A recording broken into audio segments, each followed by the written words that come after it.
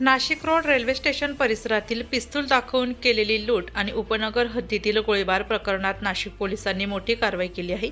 Nashik road गुन्हे शोध पथक आणि गुन्हे शाखा युनिट 2 ने फरार आरोपींचा राज्यभर पाठलाग करून रोहित पगारे आणि आयुष शिंदे या दोघांना अटक केली आहे। तपासादरम्यान आरोपी आयुष शिंदे हा वेषांतर करून जेल रोड परिसरात फिरत असल्याची माहिती मिळताच पोलिसांनी त्याला R15 दुचाकीसह ताब्यात घेतले। दरम्यान आरोपी भूषण गोसावीची मैत्रीण कोमल गायकवाड हिने गावठी कट्ट्यातून हवेत गोळीबार करून त्याचा व्हिडिओ मोबाईलमध्ये चित्रित केल्याचे निष्पन्न झाले आहे। या प्रकरणी तिच्या विरुद्ध शस्त्र कायद्याअंतर्गत उघड झाले। या प्रकरणी तिच्या विरुद्ध शस्त्र अधिनियमांतर्गत स्वतंत्र गुन्हा दाखल करून तिलाही अटक करण्यात आली आहे।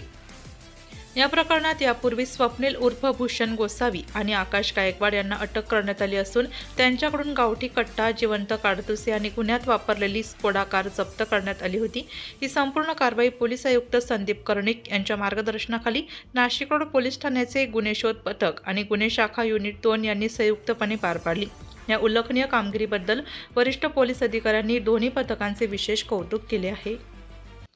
नाशिक रोड पोलीस स्टेशन तसेच उपनगर पोलिसांच्या हद्दीमध्ये काही दिवसांपूर्वी एक फायरिंगचा प्रकार झाला होता। तसेच एका ठिकाणी एका इसमास मारहाण करून त्याची काही रक्कम देखील त्या ठिकाणी लुटली होती। त्याच्यावरून यातला मुख्य आरोपी जो आहे तो भूषण गोसावी आणि त्याच्यासोबतचे इतर त्याचे काही साथीदार आहेत यांच्याविरुद्ध 2 स्वतंत्र गुन्हे दाखल झाले होते। त्या गुन्ह्याचा तपास नाशिक रोड पोलीस देखील करत होते, तसेच उपनगर पोलीस देखील करत होते। सदर गुन्ह्याचा समांतर तपास हा क्राईम ब्रांच युनिट 2 तसेच नाशिक रोडचं जे क्राईम ब्रांच युनिट आहे ते देखील करत होतं। त्याच्यामध्ये त्याच्यातला जो मुख्य आरोपी आहे त्याला ऑलरेडी नाशिक रोडच्या आमच्या क्राईम ब्रांच युनिटने अटक केलेली आहे।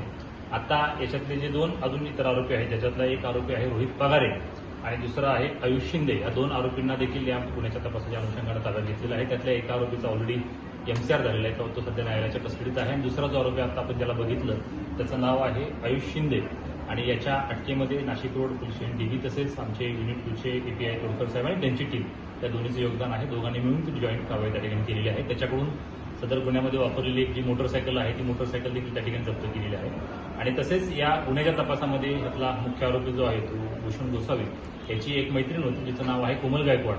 त्या कोमल गायकवाडला जेव्हा आम्ही तपासाच्या अनुषंगाने जेव्हा त्याच्याकडे विचारपूस केली तर त्याच्या तांत्रिक विश्लेषणामध्ये एक गोष्ट लक्षात आली आमच्या की ह्याच्याकडे जे गावठी कट्ट्यातून ज्याने त्याने फायरिंग ऍक्च्युअली त्या घटनेमध्ये केलं होतं त्याच्यामधूनच तिने स्वतः देखील त्या ठिकाणी फॉर नो रिझन एक राऊंड फायर केलेला आहे। तशी चित्रफित देखील त्यांच्या मोबाईलमध्ये सापडलेली आहे। त्याच्यावरून एक आर्म्स ऍक्ट 325 525 गुन्हा देखील आम्ही त्या ठिकाणी त्याच्यावरून दाखल केलेला आहे। तिला देखील त्या ठिकाणी अटक केलेला आहे। तो एक स्वतंत्र गुन्हा नाशिक रोड पोलिसांनी दाखल केलेला आहे। असं एकूण याच्यामध्ये 3 वेगवेगळे गुन्हे म्हणजे एक तर उपनगरचा फायरिंगचा गुन्हा, सोबत दुसरा हा नाशिक रोडचा एक दरोड्याचा गुन्हा आणि तिसरा आता हा फायरिंग म्हणजे केल्याबद्दल त्या लेडी विरुद्ध जो दाखल केलेला आहे तो आर्म्स ऍक्ट अंतर्गतला गुन्हा। असे 3 एकंदरीत गुन्हे आम्ही दाखल केलेले आहेत। याच्यामध्ये आतापर्यंत आम्ही एकूण 4 आरोपींना अटक या ठिकाणी केलेली आहे। एक ती महिला असे 5 आरोपी अटक झालेले आहेत। बाकीच्या पण आरोपींचा शोध आमची टीम्स पोलीस DB तसेच उर्वरित जे आमचे क्राईम ब्रांचच्या टीम्स आहेत त्या देखील घेत आहेत आणि याच्यामध्ये स्ट्रिक्टेस्ट पॉसिबल ॲक्शन आणली। आम्ही याच्यामध्ये मोक्का सेक्शन्स पण इन्व्होक करण्याचा विचार त्या ठिकाणी करत आहोत आणि ज्यांनी कुणी याच्यामध्ये हातभार लावलेला असेल मग याच्या प्लॅनमध्ये असेल किंवा त्यांना आर्थिक मदत करण्यामध्ये किंवा त्यांना आसरा देण्यामध्ये